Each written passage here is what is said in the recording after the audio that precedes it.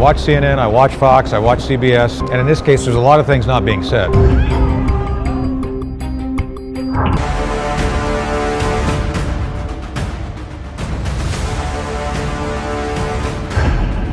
This is just the essential nature of Chinese communism. Chinese communism is evil. Every person it harms is directly attributable to the Chinese Communist Party.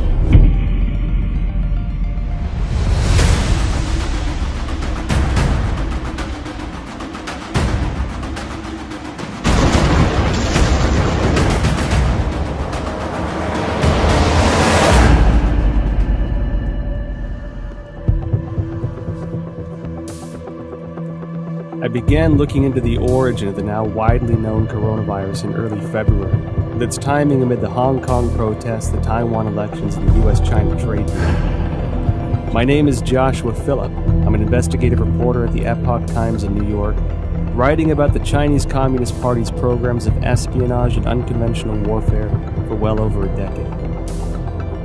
Videos and messages from Chinese citizens leaking through the censorship suggested the situation was much worse than what the regime was reporting. As my research progressed, initial answers turned into more questions. I soon realized there was much more to the story than we were being told. Today, the coronavirus is impacting over 100 countries around the world. Billions of lives are at risk. And from what is said by the Chinese Communist Party, this allegedly started spontaneously in the seafood market in Wuhan, China.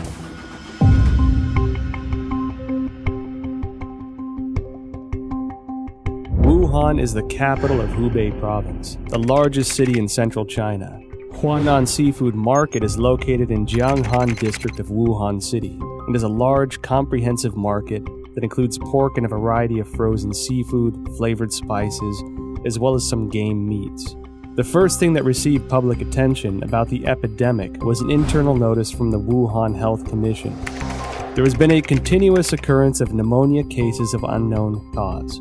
The notice issued on December 30, 2019, clearly required all medical units to report similar cases of unknown pneumonia. The notice started spreading online, and on December 31, 2019, the Wuhan Health Commission issued a public notice for the first time, saying that some medical institutions found a link between the pneumonia cases and the Huanan seafood market.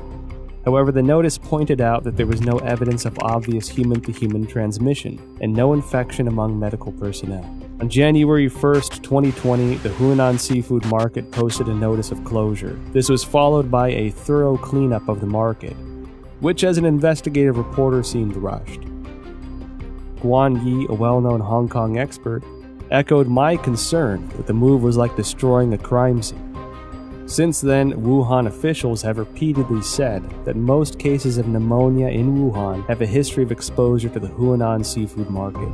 On January 26, the Institute of Virology of China CDC announced that 33 of the 585 environmental samples from the Huanan seafood market were found to contain the novel coronavirus nucleic acid, and the virus was successfully isolated from the positive culture samples, suggesting that the virus originated from wild animals sold at the market. At this point, Huanan Seafood Market being the source of the epidemic became an official conclusion. A few days later, however, a report from the journal Science published online challenged that story. The report cited a paper in The Lancet, one of the world's top medical journals, and questioned whether Wuhan's novel coronavirus pneumonia could not have originated at the market. The paper, titled Clinical Features of Patients Infected with 2019 Novel Coronavirus in Wuhan, China, was published in The Lancet on January 24. The first author of the paper is Huang Qiaolin, Deputy Director of Jinyintan Hospital, the first designated hospital for treatment of unknown pneumonia in Wuhan. Why would this come as a challenge to the official narrative? I think this journal article is very important. It reveals a lot of important information. For example, this paper talks about the first patient onset was actually on December 1st. These patients were not related to Huanan Seafood Market. And also no epidemiological association was found between the first patient and subsequent patient. And then also on this paper, it talk about on December 10th, there were 3 more onset cases, 2 of which were not related to Huanan seafood market wholesale. Major discovery is that a total of 41 patients were counted in this paper, and 14 of them proved to be unrelated to the seafood market, accounting for more than 1/3. No one sells bed at the seafood market too, and the official from CDC didn't mention they find any beds in the seafood market too. Certainly the Lancet paper showing that supposed patient 0 was nowhere near the market. Secondly, that there are no bats in the seafood market or anywhere close. The idea of the spread so fast through a population, just the way it was said through the seafood market, is highly unlikely and improbable. On January 29th, The Lancet republished an analysis of 99 confirmed cases at Jinyintan Hospital, of which 50 had no history of exposure to the seafood market. According to the New England Journal, of the 425 cases confirmed, 45 cases onset before January 1st had no history of exposure to the seafood market. Notably, the authors of the 2 Lancet papers in the New England Journal of Medicine are doctors and medical experts in mainland China. Daniel Lucy, an epidemiologist at the University of Georgetown, said in response to the Lancet paper that if the data were accurate, the first case would have been infected by the virus already in November 2019, because of the incubation period between infection and symptoms. This would mean that the virus was quietly spreading between people in some parts of Wuhan before the cluster of cases with a history of exposure to Huanan seafood market began on December 15.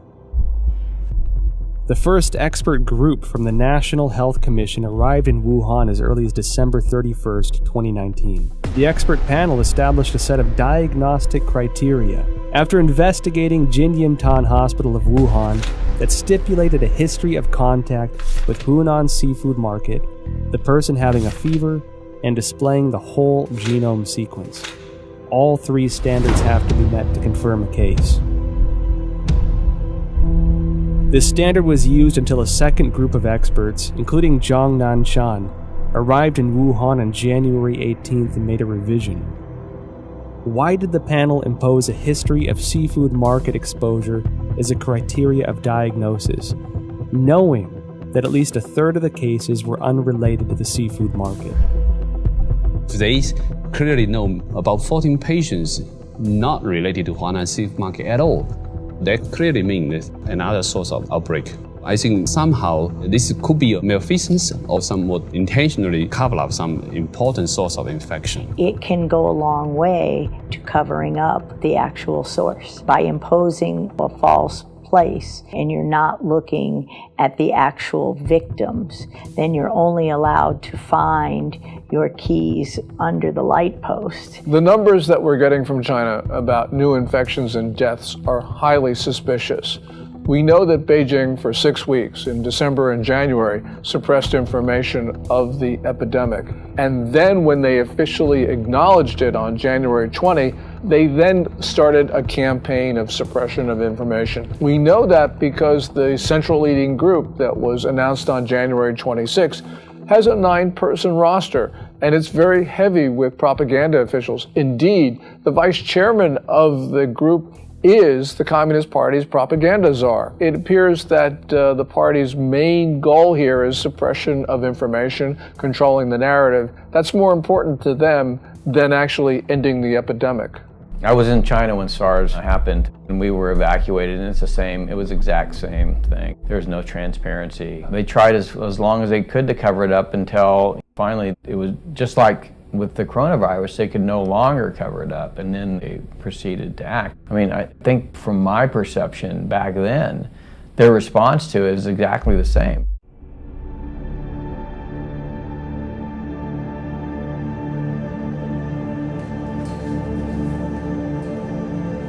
On January 10th, China disclosed the full genome sequence of the Wuhan novel coronavirus, and many of the world's top virologists began analyzing it.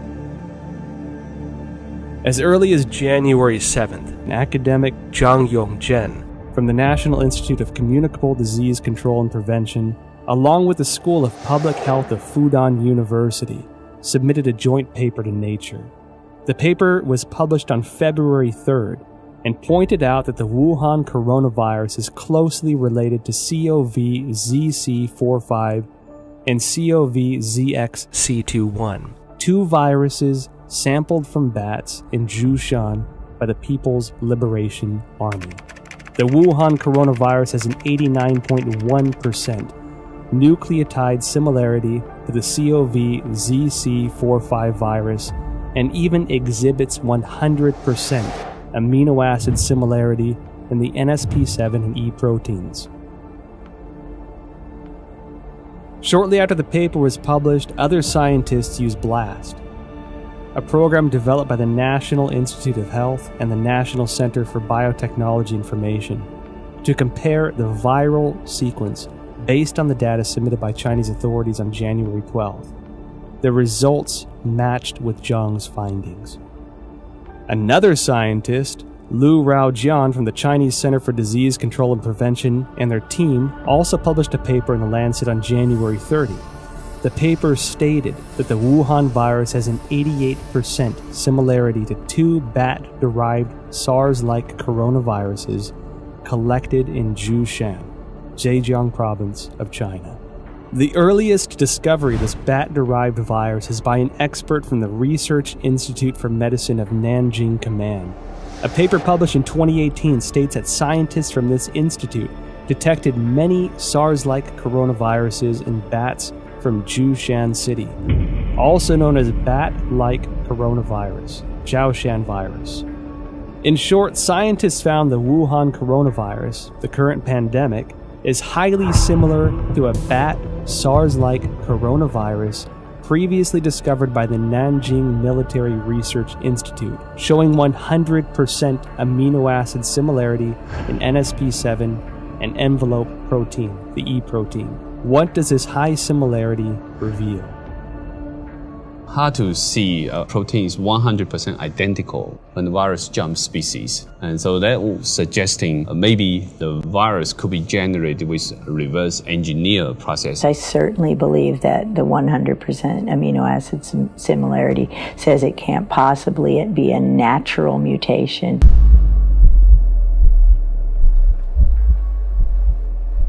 On January 21st, researchers from the Institut Pasteur, Shanghai, Chinese Academy of Sciences published a paper in Science China Life Sciences that mentioned an important phenomenon.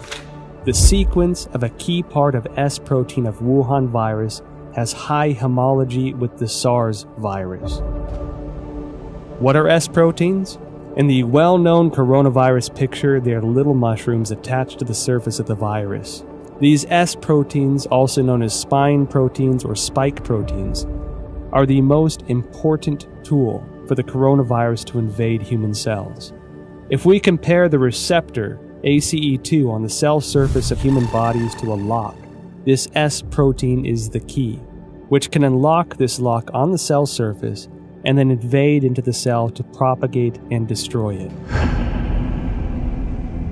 That means virus now can infect human cell much easier. That's probably also one of the important reasons that contributing to multi-organ failure when people have a very severe disease.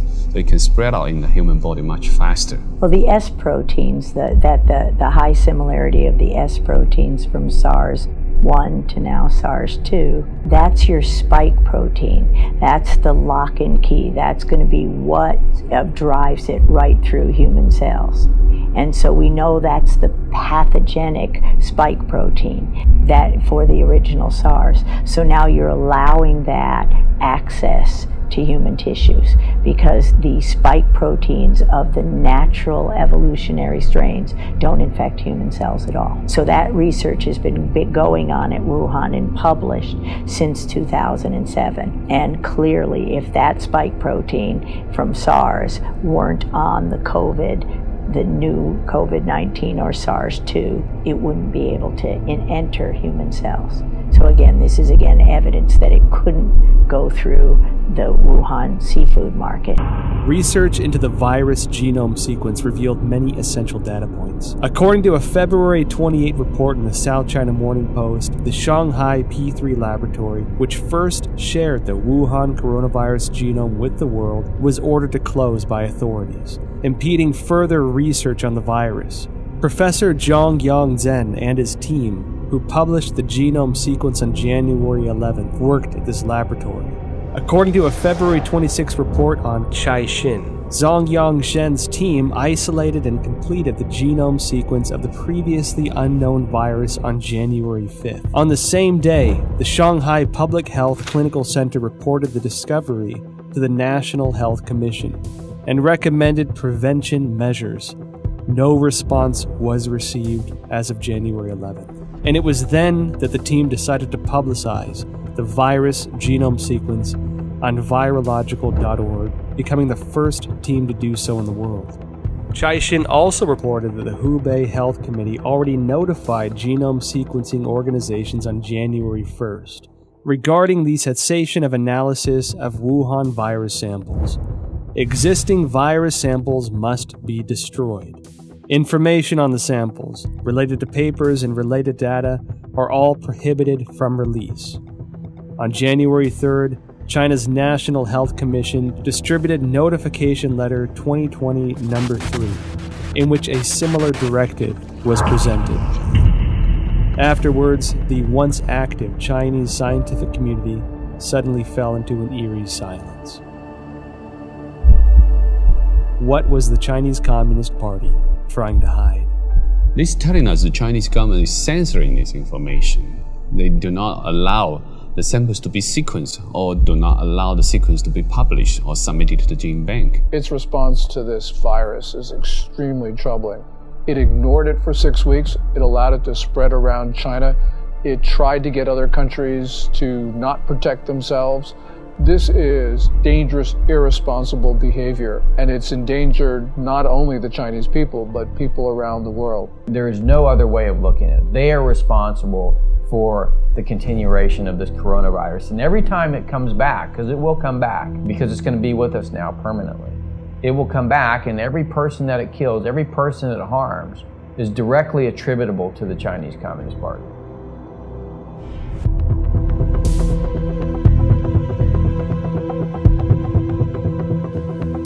Through investigating the genome sequence, I found it significant that the S protein of the Wuhan coronavirus was critical in its cross-species ability to infect humans. While I was searching for related studies online, one Chinese virologist in particular caught my attention. She spent many years researching bats and coronaviruses. She was the first to locate the key to how coronaviruses can overcome cross-species barriers in order to directly infect human bodies. And she was the first to discover that the SARS virus was the result of a restructuring of multiple SARS-like coronaviruses found in bats. Her name is Shi Zhengli, and she may be an important link to the origin of the virus. Wikipedia describes Shi Zhengli as a, quote, Chinese virologist and researcher at the Wuhan Institute of Virology, which is part of the Chinese Academy of Sciences. Further investigations show that Shi Zhengli has been a figure of controversy since the Wuhan virus outbreak. This is due to a paper she published in 2015 discussing her own research into synthetic viruses. Caixin, a media company with ties to the Chinese Communist Party, interviewed Shi Zhengli in an attempt to refute these rumors. Dr. Zhengli, she is one of the top experts in China studying about coronavirus in Wuhan Institute of Virology. She has so many publications from collecting, identify bad coronavirus from bad caves. Her lab had these capacities and very sophisticated capacity to generate mutations to make it best fit in human expression as well. Delving further into related information, I discovered that Shi Zhengli published not one, but 4 papers in total, each of which contains important information. Since the SARS outbreak in 2003, Shi Zhengli has been conducting research on coronaviruses.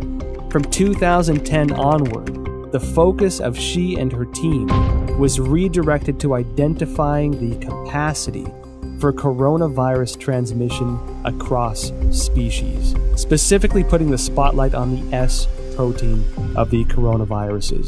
In other words, her team's research in the Wuhan lab has been looking into the part that can make coronaviruses transmittable to humans. In June 2010, a team including Shi Zhengli published a paper. It describes research to understand the susceptibility of angiotensin converting enzyme 2 ACE2 proteins of different bat species to the S protein of the SARS virus. In the experiments, they also modified key amino acid convents to mutate the bat's ACE2 to examine compatibility with the SARS S protein. This paper demonstrated their awareness of the special relationship between the S protein and the ACE2 receptor.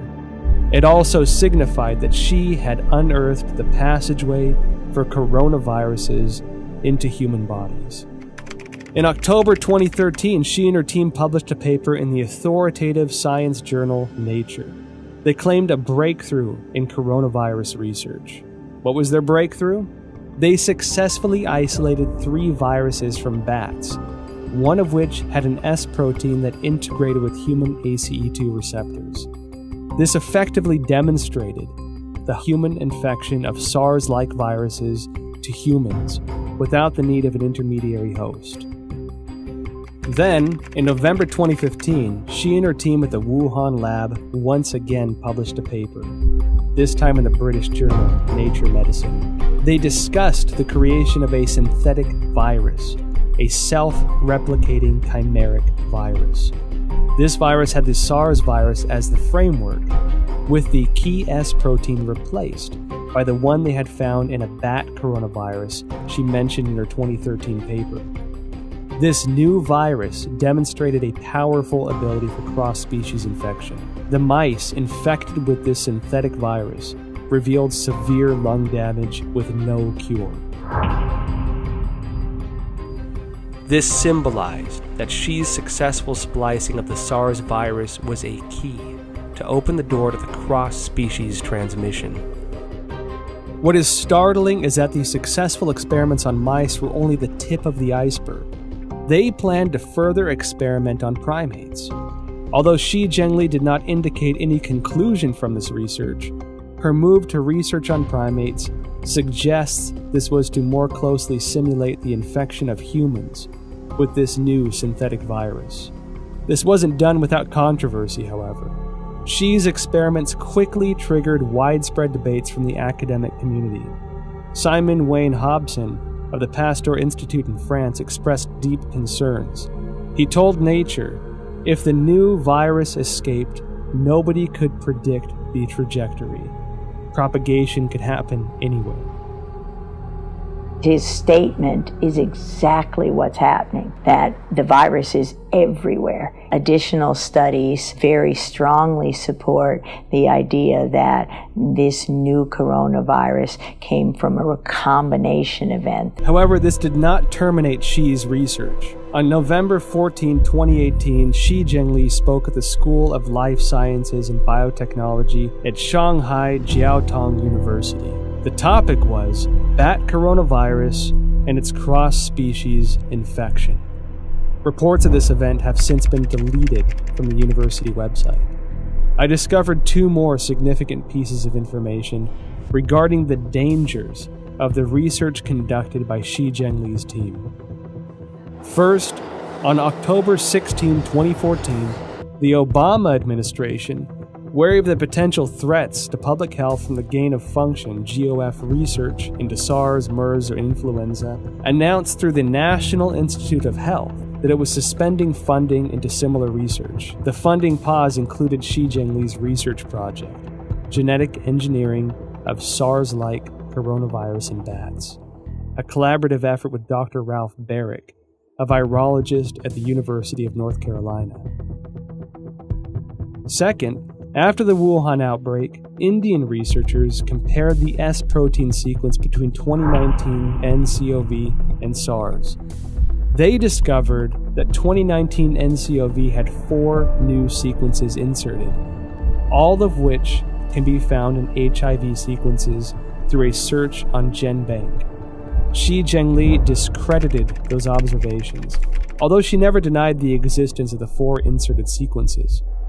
However, scientists probing GenBank found that there were only 3 viruses containing all sequences. The first is the HIV virus itself.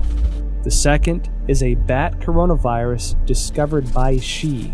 And the third is this new Wuhan coronavirus. We've done this kind of work for now 40 years for me. There's the sequence analysis and comparison of the virus of the SARS-2 COVID-19 apparently has genes that come from other human and other species, including some envelope, the GP41 from HIV. What is the HIV's GP41? The answer I found online describes GP41 as a protein of HIV that acts as the key to infecting human bodies, resulting in the functional failure of the immune system. If the discovery by Judy and her colleagues are established, it would mean that the infectious part of the Wuhan virus, the S protein, incorporated the sequence of the HIV key protein. This made me think of the immunodeficiency symptoms in people infected. They were doing research on a human transmittable coronavirus that was actually published in a paper. So this is research that they actually published. They were working on developing a coronavirus for the human host, which, leads you to question, why would you be creating a coronavirus that can infect humans? What would be the purpose of that research? Is it for a weapon? Is it so that you can then create a vaccine that you are the sole recipient of the profits from? The Chinese have full access to our databases. They have full access to all that research that comes out. They have full access to all our universities to train their scientists. And they have full access to our scientists, like was, with the recent indictment of the head of the chemistry department at Harvard. I mean, this is the 1,000 Talents program. Tens of thousands of the world's most brightest people in all of these different areas that are going to China to help them with their programs. And all of these programs, as you know, have a dual use capability. Beijing's attacks on the United States, which have occurred for weeks and weeks, are really worrying. What it shows is that China is desperate, and the United States needs to defend itself because China is propagating this narrative that we spread the coronavirus to China.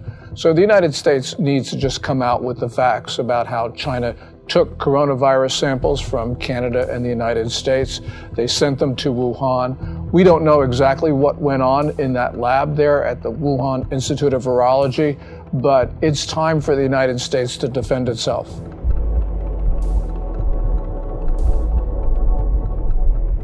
January 23rd, 2020. The Wuhan virus exploded. While Wuhan announced the lockdown of the city, Shi Zhengli and her team released a paper stating that the Wuhan coronavirus was of probable bat origin. This was published in Nature on February 3rd. The paper indicated that the Wuhan virus utilized the same key as SARS to gain entry into the human body. She also announced the 2019 NCOV genome sequence was 96.2% consistent with a bat coronavirus originating in Yunnan, China, called RATG13, signaling a natural source of the Wuhan virus. However, Shi Zhengli's natural origin assertion was doubtful. The outbreak occurred in Wuhan, the same location as the P4 laboratory where Shi was based, and which housed highly similar viruses. Common sense would lead the government to first inspect the P4 laboratory for any leakage incident and potential safety concerns. Instead, they shifted public attention from the P4 laboratory to the South China seafood wholesale market that sold no bats, and designated it as the origin of the disease. At the same time, authorities sealed off all virus samples, prevented international experts from joining the investigation, and used national television to slander doctors such as Li Wenliang, who disclosed the outbreak for spreading rumors. If the Wuhan virus indeed emerged naturally, Why would the CCP need to censor relevant news or block investigations? Could the Wuhan P4 laboratory have its secrets?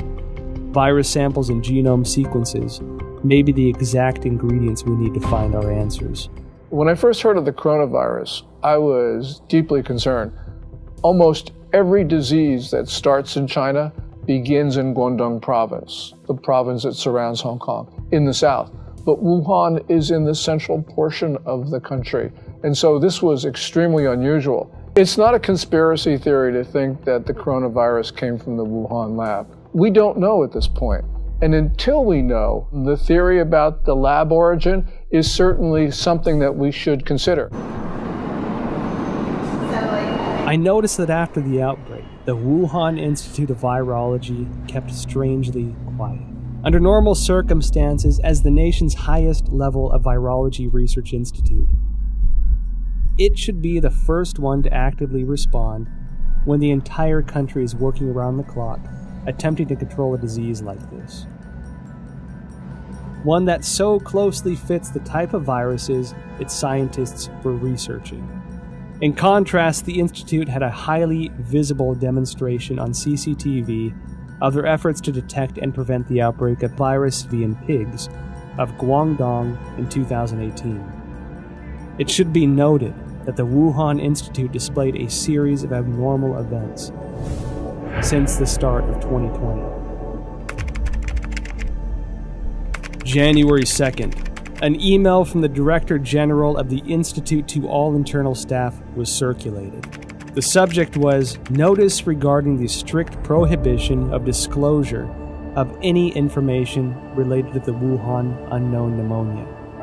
National Health Commission clearly mandates that all detection, empirical data, results, and conclusions related to this outbreak cannot be published on self-media or social media, nor disclosed to any media, including state media, or collaborative organizations, including any technical services companies. January 21st, a new drug, remdesivir, provided for free by the United States to China for Wuhan coronavirus treatment, was preemptively patented by the Institute. February 3rd, Dr. Wu Xiaohua blew the whistle using his real name that Xi Zhengli's haphazard laboratory management may have led the Wuhan virus to leak from the lab. February 4th, Chairman of Duoyi, Xu Bo, blew the whistle using his real name that the Wuhan Institute of Virology was suspected of manufacturing and leaking the Wuhan virus. February 7th, top biochemical weapon expert of the People's Liberation Army, Chen Wei, officially assumed control over Wuhan Institute of Virology's P4 laboratory. February 14, Chinese leader Xi Jinping called for the inclusion of biosecurity into China's national security framework and to accelerate the introduction of a biosecurity law. February 15, the Institute refuted widely spread rumors on Chinese social media that a female graduate, Huang Yanling, was patient zero and had perished. However, Huang's photo, CV, and thesis were all removed from the Institute's official website, leaving only her name. February 17, Institute researcher Chen Chuanjiao blew the whistle using her real name that Director General of the Institute, Wang Yanyi, was suspected of leaking the virus. I graduated from the University of Virginia in 1980. My first job was to go to the National Cancer Institute, which was housed at Fort Detrick, Maryland, the same place that houses the USAMRIID, U.S. Army Research Institute on Infectious Disease, the biosafety level 4 facility, equivalent of the Wuhan facility. And so at these facilities, it's where investigators who I went in there myself, you can see the breakdowns in safety, and it's everywhere. That's why I have no doubt the Chinese biosafety level 4, it was just as lacking in safety, in rigor. You can argue that they don't care. Suspected of leaking the virus, military biochemical weapons expert assumes control. Biosecurity law. Now, when these sensitive keywords are connected together, it tells me that the P4 laboratory is not an ordinary academic research institute. I decided to start from the beginning of the Wuhan P4 lab. On January 23rd, the day Wuhan was locked down, French website challenges.fr published an article that revealed many details of the collaboration between France and China to establish the P4 laboratory in Wuhan. In 2003, after the SARS outbreak in China, the Chinese Academy of Sciences requested assistance from the French government to build a virology research center of the highest level. With the support of then French Prime Minister Raffarin, the two countries signed a contract to jointly construct the P4 laboratory under a wave of contention. According to the contract, French architect RTV in Lyon was responsible for the engineering of the laboratory. However, Chinese authorities switched the work to a local Wuhan architect, IPPR, based on research conducted by the General Directorate of External Security. IPPR had close ties to subsidies of the Chinese military, some of which were already targets of concern by the American CIA. Within the 12 subsidiary departments, there was even a specific military management office. The French delayed repeatedly, given security concerns. It wasn't until 2017 before the Wuhan P4 laboratory was operational, and French security continued to suspect that the Chinese regime was conducting biochemical weapons experiments. Who is the real boss of the P4 laboratory? The Wuhan P4 laboratory was a subsidiary of the Wuhan Institute of Virology, which is managed by China Academy of Sciences. The director of the laboratory was Yuan Shiming, who was also the head of Chinese Academy of Sciences Wuhan chapter. Design and funding for construction were the responsibilities of the ex-vice presidents of the academy, Jiang Mianheng from 1999 to 2011, and Chen Zhu from 2000 to 2007. Jiang Mianheng was the eldest son of ex-CCP leader Jiang Zemin. After Jiang Zemin ascended to power after the Tiananmen Square massacre, his son entered the academy and led the Institute of High Technologies Research and Development. Jiang Mianheng created the Shanghai Institute of Life Sciences, and together with China Academy of Sciences, Shanghai colleges and universities, Shanghai hospitals, military hospitals, and research institutions, formed a profit group of life sciences organizations. They controlled China's major life sciences research projects and allocation of massive funding. Jiang Jicheng, son of Jiang Mianheng, is the controlling shareholder of Wuxi AppTec, which in turn is controlling Fosun Pharmaceutical, China's agent for Remdesivir. Effectively, Jiang Jicheng is the kingpin behind the specific medicine for the outbreak. Meanwhile, Chen Zhu is the current president of the Red Cross Society of China, which had faced numerous scandals since the outbreak. In 1999, while Jiang Zemin was in power, the People's Liberation Army published a book, Unrestricted Warfare, in which strategies for a weaker nation to combat a stronger nation are discussed in the context of modern warfare. One of the authors, Qiao Liang, wrote, "After the first Taiwan Strait crisis, we realized that if the Chinese and American military fought head-on, we are at a disadvantage. Therefore, we need a new strategy to help our military tilt the balance of power. This new strategy is called unrestricted warfare, a variety of means beyond all limits, without any restrictions. It could be military related, including guerrilla warfare, terrorism, biochemical warfare, or it could be non-military related, such as drug trafficking, poisoning, environmental destruction, and computer virus dissemination. Israeli expert in biological warfare and former intelligence officer Danny Shoham published a paper in 2015 in India's Journal of Defense Studies. He pointed out that China will not miss, skip, or abandon any highly advanced technology, especially military-related technology.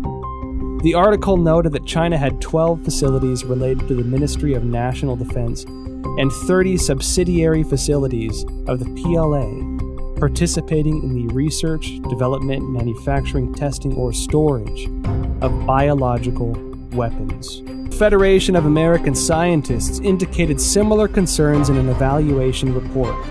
The organization believed that the CCP possessed advanced chemical warfare projects, including research, development, manufacturing, and weaponizing capabilities. The CCP is usually known to have a proactive biological warfare portfolio, including state-funded and sponsored research activities. I believe they have them. I believe they're developing them. I think they want to be the most advanced nation on earth when it comes to biological weapons. The same as I believe that they do forced organ harvesting. The same as I believe that they have concentration camps for Uyghurs. The way I believe that they have systematically killed millions of Falun Gong. It is the same thing, this regime. You can count on it. So Wuhan as an area, I think, is critical by the fact that there's a lot of concern about what China's ambitions are regarding long-term global domination. I'll just say it that way. Their military doctrines indicated that they intend to be the dominant political and military force in the Pacific Rim. I've talked to senior members of the Trump administration who have had conversations with the senior Chinese generals, and that's what they basically say. It's in their doctrine, too. So we have to examine this new clue. This is one piece of the, Wuhan, biological warfare. Does this mean something to these other things we're already seeing? Because the Chinese have already kind of stated this is their objective. So I think we have to analyze it through that lens. What does this mean to the larger political narrative of what China wants to do to dominate the region and potentially the world? We don't have to speculate about being at war. Last May, the Communist Party, through People's Daily, carried a piece which said that there was a quote-unquote people's war against the United States. They've declared war on us. We have to respond. There is a war. China's told us there's one.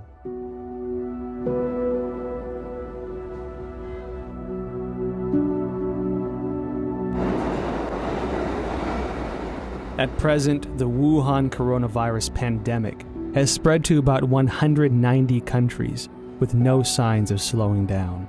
The United States announced a state of national emergency. Europe became the new center of the outbreak. The world's largest art museum, the Louvre, and the Eiffel Tower closed to the public. Tragic scenes, previously only found in Hollywood films, are now playing out live on the world stage. And given how closely it seemed to align with the Chinese regime's narratives, I can't help but question the role the WHO had in this catastrophic pandemic. Well, I think all you have to do is look at the photo of Tedros and Xi shaking hands, Xi standing there, Tedros going up to there, and it really is indicative of how China controls many of these international institutions. You can see that the WHO is essentially following Chinese Communist Party's guidelines. You can see that the UN Human Rights Council is similarly following what China does. From the very beginning of the coronavirus outbreak, the Communist Party has done its best to prevent the CDC and others from studying the origin of this disease. We don't know what's there, but the fact that the Communist Party is covering this up should trouble us deeply. Then you see the World Health Organization take over YouTube. And what's amazing is now at the bottom of every YouTube video, even from Chris Martenson with his daily updates, he's just reading facts. Now it's the World Health Organization is a forced link to go to the site. So for any person who doesn't know who the World Health Organization, they go there to get the propaganda. Not the facts, not the truth, they get the propaganda, they get the talking points from the World Health Organization. And that is also it's a shame that American corporations, especially social media, like Google, like Facebook and Twitter, they're trying to censor or ban or shadow ban or manipulate algorithms, so on and so forth, to prevent an actual honest conversation. The best way this is going to be answered, all this, we want the truth. The biggest issue I've learned over my 40-year career, it's not really fighting the viruses and learning how to treat the viruses. It's fighting a system that is determined to cover up and persecute anyone who reveals the truth behind. Today, the World Bank, many of the international institutions have essentially adopted a posture whereby if the Chinese Communist Party tells them to do it, they're going to do it. I'm not surprised at all by what the WHO says. I'm not surprised at all by ICAO, which basically has been blocking people from that tweet about Taiwan. I mean, the whole system, and this is why, by the way, the national security strategy that came out in December 2017 says what it says, which is we need to protect our societies, not just the United States, but all democracies. We need to rebuild them, not invest Chinese Communist Party regime in the Belt and Road Initiative and Made in China 2025. And we need to inspire people again to believe in democracy. Every country has diseases, but in China, they become national emergencies and global emergencies because the real disease here is communism. A sprawling and aggressive disinformation campaign unleashed globally by the Chinese Communist Party. The propaganda push, which has escalated in recent weeks, aims primarily to deflect blame over the Chinese regime's botched handling of the Wuhan Coronavirus, to sow discord internationally, and to portray the image that the regime has contained the outbreak. During the investigative interview process, well-known scientists who once suggested a laboratory origin of the virus declined to be interviewed one after another. Some avoided the topic of virus origin completely. Some had already composed scientific arguments but abruptly retracted their papers. I felt as if a giant net of censorship was cast by the CCP over virologists around the world. Silence at this time could have consequences for the health and lives of billions of people. I watch CNN, I watch Fox, I watch CBS, and I try to make my own assessment. And a lot of the time, you can figure out what's really going on by what they're not saying. And in this case, there's a lot of things not being said. Bottom line, they want to make money from China. They fear the Chinese repercussions if they air this stuff. It just gives you an indication of how powerful the Chinese Communist Party is. Chinese Communist Party suppressing speech in the West because these companies make money from China and they're afraid that they're not going to make, the Chinese Communist Party is going to punish them if they essentially publish this stuff or allow it to be aired. There is no other reason. I think we have to recognize, your audience who haven't seen it, I highly recommend Chernobyl, because the same basic governance model that screwed up Chernobyl, I would argue, is now in charge of the response of the coronavirus. So whatever you saw go wrong in Chernobyl, you could still see that potential here. I'm not saying it's going to be that bad. I'm just saying that the party, the central party, is the thing which they want to protect, their power. And people and nation issues are secondary to the continuation of power. Communist Party is malign and it is grossly irresponsible. It has pressured governments to keep their borders open, and it had to know that that would result in the fast spread of coronavirus to other countries. This is the worst sort of behavior, and the world's got to understand that there will not be peace, there will not be good order and stability in the world as long as the Communist Party rules China. The Wall Street Journal writes a piece that China is a sick man of Asia. It needs to be corrected. It's not China is a sick man of Asia. It is the Communist Chinese Party that's a sick man of Asia. The Communist Party has policies that people abhor. And it's not just its reaction to the coronavirus. We see this with the suppression of rights, also with holding perhaps 1 million people, maybe even 3 million people in concentration camps. So this is just the essential nature of Chinese communism. Chinese communism is evil. While China pretends to be a responsible member of the international community, in reality, they are doing much to undermine the rule of law and human rights. We at the Epoch Times refer to the Wuhan Coronavirus, or COVID-19, as the CCP virus, because the Chinese Communist Party's cover-up and mishandling allowed the virus to spread throughout China and create a global pandemic. On March 24th, Texas lawyer Larry Klayman filed a complaint in Texas federal court seeking at least $20 trillion from the Chinese government.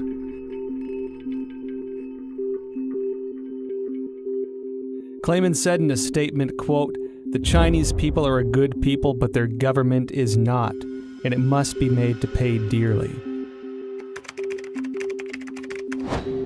On April 4th, the British think tank Henry Jackson Society advocated for compensation of £351 billion from the CCP to the UK, and that the government should pursue it through international courts. The same report called for a total compensation of £3.2 trillion to the G7 for the damages caused by the cover-up of the outbreak. On the same day, the All India Bar Association filed a complaint to the United Nations Human Rights Council, seeking an unspecified amount as reparations from China over the global spread of the coronavirus. Evidently, the CCP violated the international health regulations. The United States and the international community must regain their senses and take action. Reveal the truth through investigations, initiate sanctions against the CCP, and seek massive restitution for the worldwide public health emergency resulting in tremendous health and economic loss. As the people of Taiwan and Hong Kong are insisting, only by trying to stay away from the CCP's invasion can we protect ourselves in this global disaster. Let's start protecting ourselves. Let's start rebuilding our country. Let's start investing in our people. Let's start inspiring people to love democracy and transparency and open markets, not what the Chinese have, which is essentially, if you read document number 9, counter to every single one of those things. So, I mean, it gives us a real opportunity to kind of reevaluate the kind of world we want to live in and fight for the right side of that world. I want them to see the true nature of the Chinese Communist Party, because when they do, they're going to wake up. And when that happens, democracies will begin to flourish again. And when that happens, perhaps, just perhaps, the people of China will have a chance.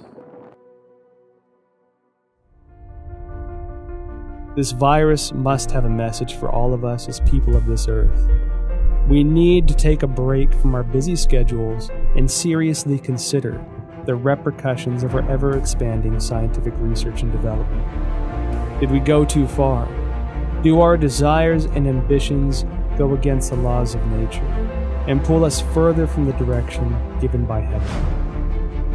Maybe when this virus lifts, we can again find our traditional values, rediscover kindness and virtue, family and community. I believe that viruses can't survive where hearts have compassion.